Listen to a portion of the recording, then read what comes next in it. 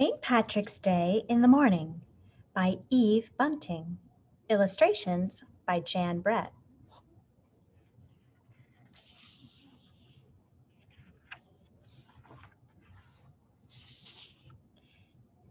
Jamie wakened early and remembered that it was St. Patrick's Day. He climbed carefully over his big brother Kevin and his bigger brother Sean.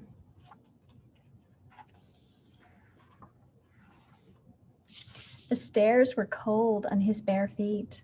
The kitchen was cold too, the fireplace full of dead ashes like chalk. Nell, the sheepdog, lay in the rocker. "Here, Nell." Jamie tried to snap his fingers the way Sean did. Nell uncurled herself from the cushions. Jamie sat in the warm spot where she'd slept. St. Patrick's Day in the morning. The green sashes were laid out on the table. The big one was his dad's. The next biggest was Sean's. The next biggest was Kevin's. Their fringes were crusted with gold. There was no sash for Jamie. "It's not fair, Nell," Jamie said. "I want to walk in the parade too. They say I'm too small, that I couldn't get to the top of Acorn Hill. But what do they know?"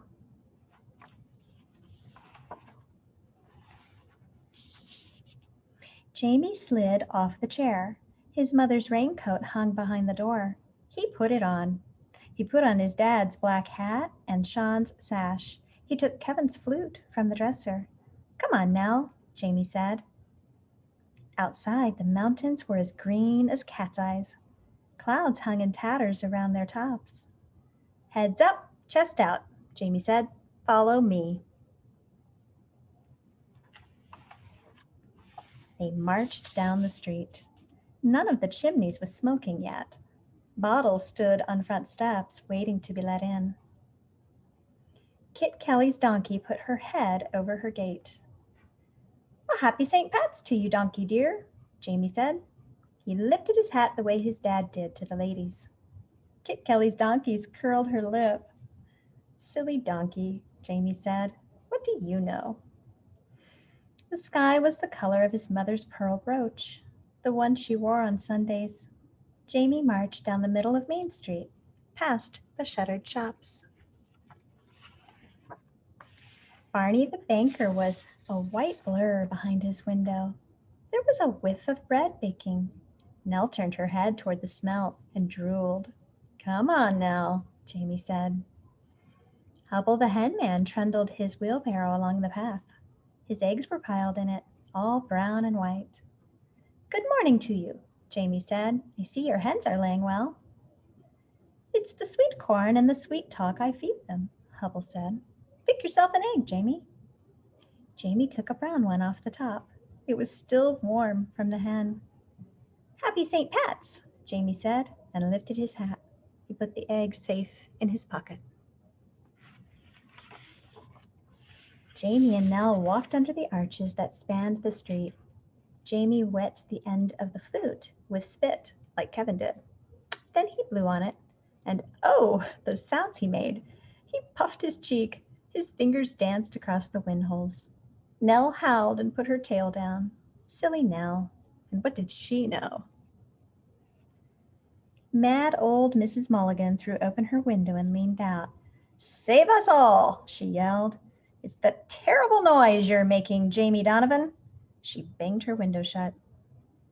That mad old Mrs. Mulligan. And what did she know? Mrs. Mulligan's big red rooster cock-a-doodled from the roof. His wattle rattled, and Nell howled again. It was as good as a chorus to go with the music. Jamie was sorry there was no one to hear but mad old Mrs. Mulligan. It was hard climbing up Acorn Hill with all Jamie's breath going into the music. He'd better save his strength for the marching. He put the flute over his shoulder and stepped out. Mrs. Sims of the halfway up sweet shop leaned on her half door. "You're the early ones," she said. "Come on in, Jamie. You likely could use some refreshment." Jamie's head came to the level of Mrs. Sims' counter. Bottles of ginger ale stood on it. When he looked through them, everything was orange.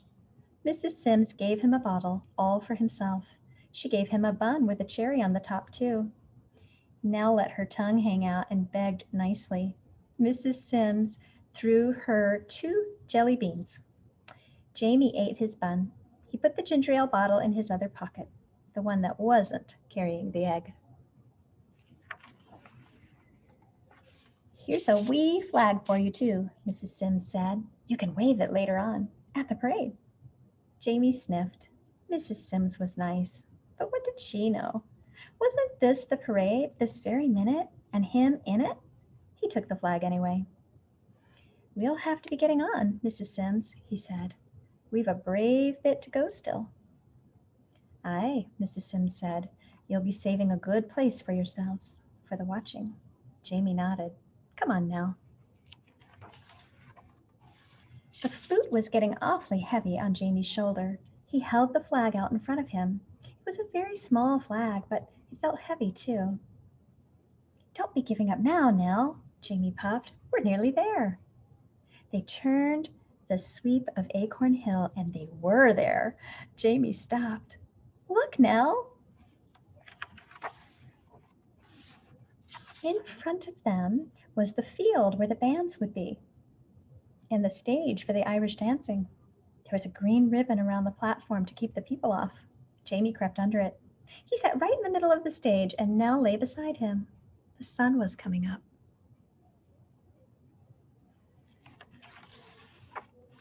Jamie took the cap off his ginger ale and drank. He poured some in his hand for Nell. "And all of them were saying I was too small," he said. "What do they know?" The sun jumped up like a firecracker from behind the mountain. "A happy St. Pat's to you, son," Jamie shouted. The words made a great shimmer of sound in the emptiness. Jamie pushed Nell's head from his knees and stood up. The last drop of ginger ale was gone from the bottle. He stuck the green and yellow flag in it. Then he put the bottle right in the middle of the stage. "See," he told Nell, "that means we were here first. We did it, no matter what they said. Now we can go on home." It was easy going down Acorn Hill. There was nothing to it at all. The town was waking up. Some of the chimneys were smoking. The milk bottles had been let in, but Jamie's own house was still asleep. He opened the back door. The clock tick-tocked.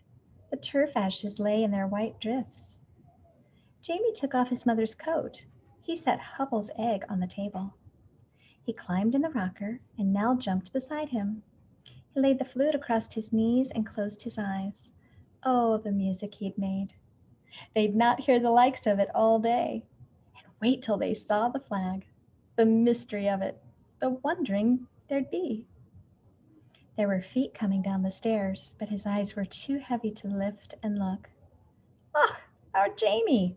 Kevin's voice was soft. "Sound asleep and with the sash and the flute and our dad's black hat. Are you sad now? And you not big enough to walk in the parade?" Jamie kept his eyes closed and smiled. Silly Kevin. And what did he know?